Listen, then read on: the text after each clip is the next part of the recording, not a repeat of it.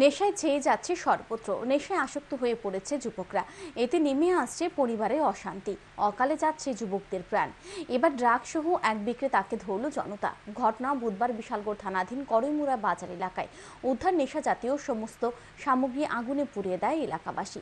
নেশা কারবারিকে দ্বিতীয়বার এই সমস্ত নেশা সামগ্রী যেন বিক্রি না করে এমনটাই সাবধান করে নেশা কারবারিকে ছেড়ে দিল এলাকাবাসী।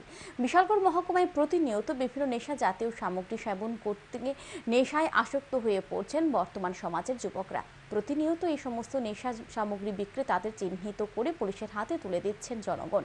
বুধবার দুপুরে বিশালগড় করইমুড়া বাজার এলাকায় 60টি ব্রাউন সুগার কন্টেইনার, এক প্যাকেট নেশা জাতীয় ট্যাবলেট সহ এক নেশা কারবারিকে আটক করে এলাকাবাসী।